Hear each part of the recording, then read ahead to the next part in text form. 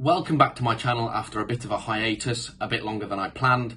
That was because I was ill / in Wales. Many things happened, but all is good. And I am now back in Oxford, as you can see. Fairly excited to be back, but not looking forward to having to actually start work properly. I finished all my reading, so that's brilliant. I might do a video about that later on, talk you through what I'm actually doing this term. But this week is going to be a Q&A from questions that I've had from viewers. And I've wanted to do this for a while, but I never really thought I would have enough interest. So I now do have enough interest. I have put together some questions. They're in no particular order. And hopefully these will help you understand my degree a bit more and life at Worcester a bit more. So if you enjoy this video, give it a thumbs up. If you have any questions, in addition to these, put them in the comment section below and subscribe if you haven't already, because it really, really does help me out. And yeah, so let's get into it.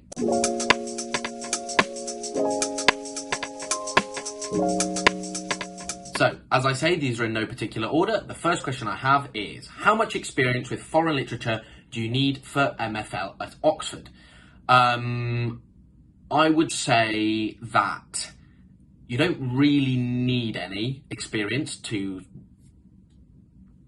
start the language course, but it is very much recommended that you do some literature before coming to Oxford to put in your personal statement. Now, I'm not saying that you can't get in without talking about a book that you've read in your personal statement, but it definitely would help. I personally read La Pyramide des Besoins Humains by Caroline Solé, bit of a weird book, but quite interesting. It talks about, I can't remember the name of the philosopher, but sort of the pyramid of human needs. It's an interesting thought, but it's written in a novel, so it's actually quite interesting. But anyway, aside from that, I also read a bit of poetry that I just found on my grandparents' shelf. And that was it, actually. I then read some linguistics books, very general, but obviously that's not literature. So I don't think you need any really, but it doesn't help. And if you do read some and you're like, oh, this is really boring, you would then maybe consider applying to a different university. So yeah, if you want any more details about what I put in my personal statement, I have got a video and I'll link it up here, one of the two corners. Okay, so next question is, what career are you planning to start after leaving Oxford? Teaching, journalism, academia, the diplomatic service. Now, there was a period last year where I thought I would maybe do a master's and maybe carry on at uni. And actually there was a period this year where I did as well. But I mean, I'll see how I feel after my year abroad, but no, that's not something I want to do at the moment. It's scary to move out of uni and go into the world of work, but I also would quite like to do something else. I really enjoy it here, but also it's far too hard work, and it takes a lot out of you. Teaching, I really enjoy. I help out at my secondary school a lot. My languages teachers were a big inspiration for me, and I do like helping them plan lessons or helping do speaking practice with A-level GCSE students. So that's definitely an option, and I'll be spending half of my year abroad in Argentina doing some teaching. Journalism and the diplomatic service, let's put them together. And anything else, I'm not sure. So this afternoon I actually have an interview to work as a customer services assistant as an intern in a luxury chocolate manufacturer in France. And I have applied for lots of different internships for my period in France as sort of lots of different potential things. HR, consulting, law firm work, like whatever it might be. Conference organisation. There are so many different options, and language is brilliant because it opens so many doors. I don't really know what I want to do yet. What I do know is that I enjoy teaching, so if I don't find anything else that I like, I will just stick to teaching because I find it fun, I find it rewarding, and I will definitely carry on with that, I think. So, next up we have someone asking about the differences between modern languages and linguistics and modern languages and history. Now, I don't do either of those. Obviously, I do French and Spanish. I have a friend who does Spanish and history. He really enjoys history, and he enjoys the bridge essay. I believe he enjoys it anyway, that he has to write that sort of links history and Spanish. You don't do that in first year, but in finals you will have to write a bridge essay that links the two. He does have a lot of work though. History is a lot of reading to write an essay that maybe you'd have to do half as much reading for languages. Now you say you're doing French, and it's pretty much the same for Spanish. So sort of, if you're only doing history, I think you can maybe get away with it because you're just focused on the history, you do all the reading, you write the essays, and that's just your way of life. I don't know. For history and languages, to me, the impression I get is that the languages side is a little bit easier, and then the history is just a lot of reading. If you like reading to write your essays, then brilliant. If you don't, maybe linguistics is more for you. Someone who does French also does French and linguistics, and she seems to really enjoy it. She finds it very interesting. I know some people in second year now doing Spanish who have picked linguistics papers. So I haven't actually picked any linguistics papers, but you can do. And obviously doing linguistics alongside the language helps you do those papers if you wanted to do them. And it's a great starting point. I also think sort of the history of a language, or sort of the thought behind how a language evolves, can be very interesting. I read Through the Languages Glass by Guy Deutscher for my personal statement and just out of interest. And it was a very interesting read, but it's also very general and doesn't really go into depth too much. I also went to a mock lecture type thing in Cambridge on linguistics, and I found that very interesting as well. But it's not the sort of thing I would like to study, I don't think. I would suggest doing some research on it, because, yeah, it's hard to know, I would say. I was sort of considering taking a linguistics paper, but then I realised that actually there are enough topics in literature that I would enjoy to do without having to do a linguistics paper. I'm afraid that might not be as much help as you may have expected. You also asked about how much wider reading did you include on your application. As I said, a bit of poetry, a book, a novel that I was just given by someone and I decided to read, and then the Deutsche book as well on linguistics. But again, check out my personal statement video. I read it out, and I think I've linked it in the description or one of the comments as well, that you can go and click through. I don't mind people using it. Obviously, don't copy it because there's no point. Now, moving on to slightly more interesting things, perhaps or perhaps not. Bop culture at Worcester, and do people actually go? Are they better at other colleges? Can you even go to the other college bops? So this is about the parties that we have in Oxford, and they are called bops in Oxford. Don't ask me why. We have lots of different words for lots of different things that seem unnecessary to me. Now, bops at Worcester, I would say, tend to sell out. They are very popular, but it does depend on the theme and the timing. So obviously, if there's a bop in fifth week, during the time in which people have lots of exams in Trinity, it's unlikely to be super popular. And then if there are themes that people are less keen on, maybe it won't sell out. It's very random. I personally have never gone to a bop, and, you know, I can't say much, but I have asked my friends and they have told me that they are very popular and they do tend to sell out.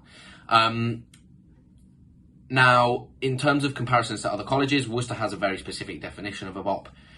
We used to host them in the bar, and they used to be more in Worcester, and then people will go out afterwards. Now, bop tickets that you buy are to go to a club, and the Worcester bop happens at a club. But people tend to sort of so drink beforehand, in the bar or with their flatmates somewhere in a building. So useful, I know. and then go out to the Bop.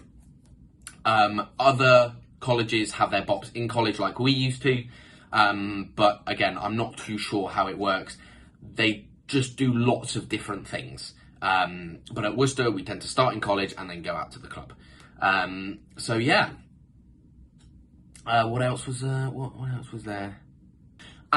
Yes. Can you go to other colleges' Bops? You can, as long as you have a friend there who will buy a ticket for you. That's just how it works. It also works like that at Worcester. Though I have been told that if the Bop has sold out and you bring someone not from Worcester, it's a bit, but at the end of the day, who really cares? Okay, so is the bar a nice place? Lots of people hang out. Yes, I would say most evenings there will be people in there, and on Fridays and Saturdays and things, there are lots of people there. There are quiz nights on Sundays, karaoke nights at various points throughout the term, other sort of specific events. There's a dartboard, there's a pool table, there's a quiz machine, and there's a free jukebox, so whoever's in the bar picks the music and it sort of plays. So it's a really nice place. Again, I don't drink. I will go with my friends if we want to play an evening of pool or something like that. But yeah, I like it. It's nice. Aha! Okay, so what's the Sting like? So for those who don't know, the Sting was the Worcester drink, sort of the college drink, that was prepared in the bar, and it was sort of a cocktail unique to Worcester. Now, there's a long story to this. It was banned a few years ago. I'm not sure why. There are lots of different reasons. I just don't know. And then last year they decided to reintroduce some college drinks. I think there was one called Lake Water, one called Swan Bite, and a bad one, in quotes, I asked my friend. And now none of those were particularly popular, and now the Sting is back, essentially, under a new name, which is Lionheart. And I have been told by many people, including friends from Magdalen, that it's very good. I've never tried it, I can't comment, but it sounds fabulous, and the recipe is a secret, so sorry, I can't help you with that. Is the JCR actually a good meeting place, or does it tend to just be used for welfare events? Now, last year in the Cottages, we obviously lived just above it, so we would nip down very easy to do, to play Mario Kart on the TV, or I would play table tennis during the day with some of my friends. It's good during Freshers Week, I would say. Lots of people spend time in there, so you get to meet people.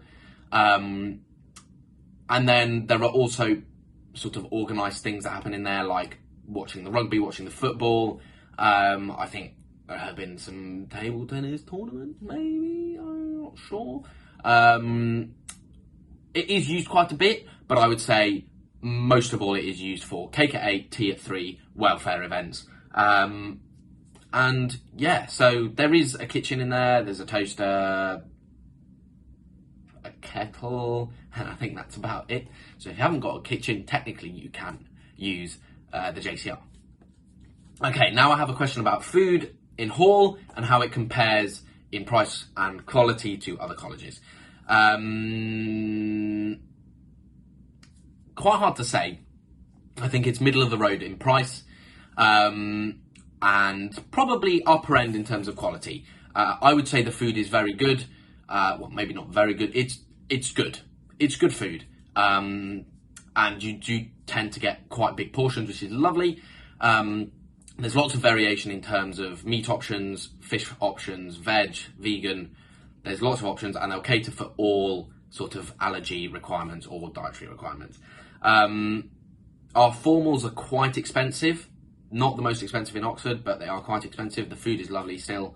I have heard that at other colleges, there's sort of an access price that you have to pay. So if you don't pay the £200 at the start of term, you won't be able to get your food there at all. Worcester is a bit different. You essentially have your bod card, your library card that gets you access to everywhere in Oxford, can be topped up with food, with money on UPay, and then you take it to the dining hall. For dinner you have to book, and you scan it, and they take the money off, and you have your food. At other colleges, there's a pay-as-you-go system, so you literally just pay as you go. But Worcester does this so that they can reduce food waste. So you don't have to book for lunch or breakfast, but you do have to book for dinner to reduce food waste. Anything else about food in hall? There was a time last year that was very dark. I think 5 out of the 7 days in a week, they served lemon posset for dessert. 4 days in a row they did at its peak, and it was painful.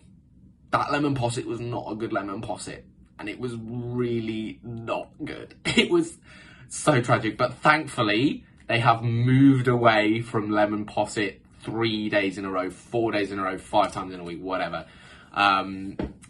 I don't go to hall much anymore because I have a kitchen and it's just cheaper to cook for myself. But I do go for boat club dinner, for formals, and occasionally for breakfast. And you know what? Occasionally for lunch as well. It's just nice if you can't be bothered to cook. And I think, yeah, it's generally a nice place to be. And I wouldn't worry if in first year or afterwards you don't have a kitchen, because it's good food. And if you don't have a kitchen, you do get a 20% discount, I believe. I think they're carrying that on. Okay, a question about the cottages. They look so sweet and I'd love a nice view, but how cold was it actually? My room was the coldest. It was absolutely freezing, and in sort of peak freezingness, I had to wear my puffer jacket, a jumper, like sort of 5 layers on top, including a puffer jacket and a jumper, and I had to have a hot water bottle underneath. It was just that cold. The big radiator in my room reeked if you switched it on, and the little one automatically switched off after about 20 minutes. So it was pretty bad, especially when you woke up in the morning.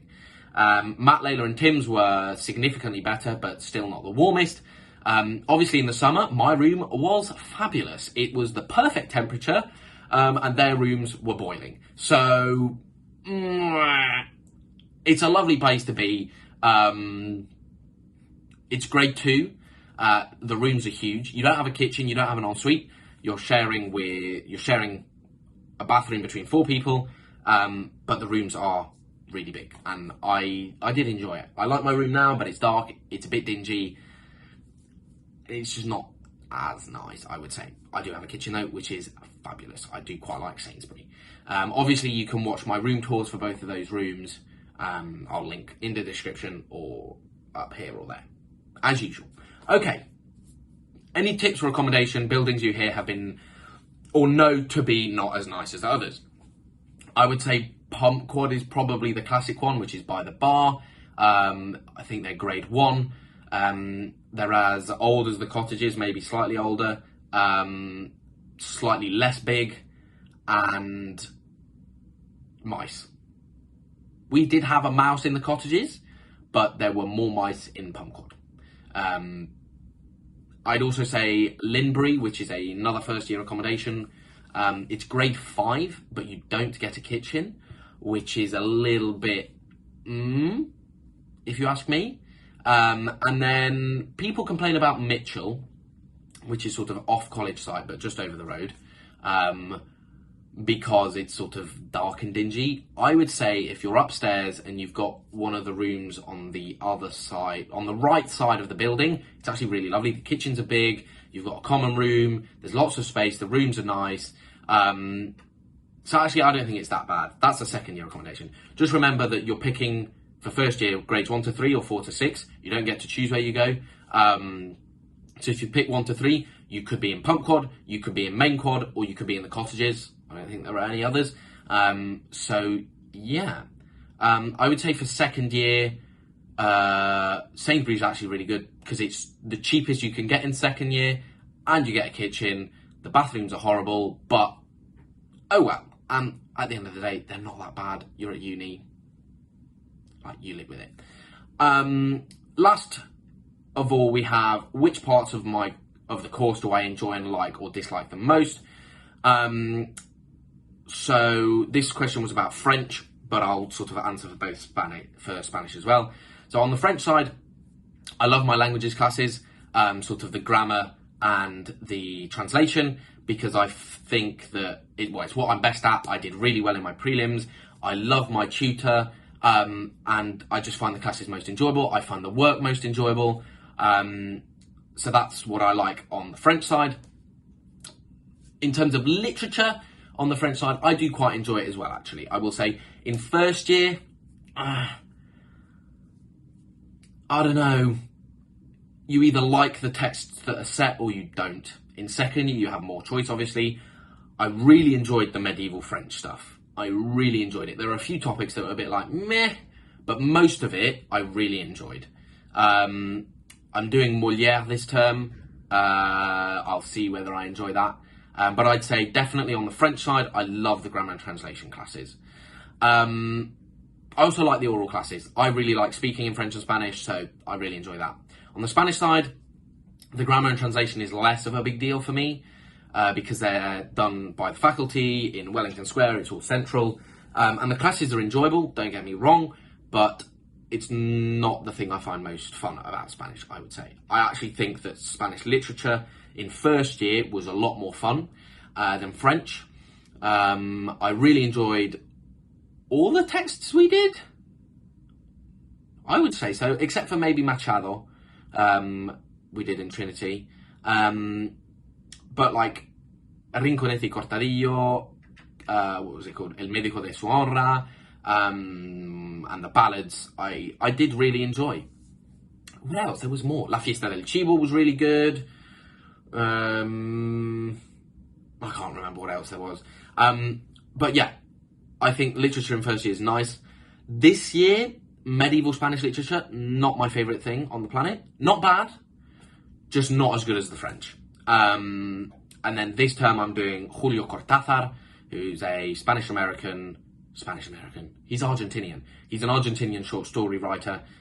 He also writes longer novels, but he's mainly known for his short stories. And they are weird. So I'll see if I enjoy them. I've just remembered that I had a question earlier on about if you do 2 languages, do you have to do double the work as someone who just does Sol? No. But I do think it's harder.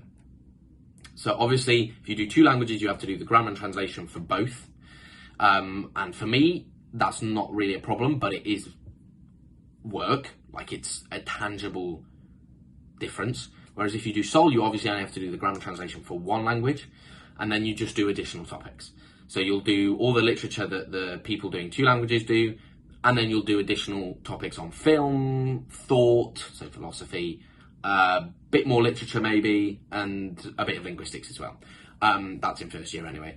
And then obviously once you go into second year, you just do even more. I'd say it's fairly even, but I think the fact that you essentially have to learn 2 languages is obviously a bit more of a challenge. But if you want to do 2 languages, don't worry about it. I think it's more interesting anyway. So yeah, whew, long video. Thank you very much for all those questions. I hope you've enjoyed it.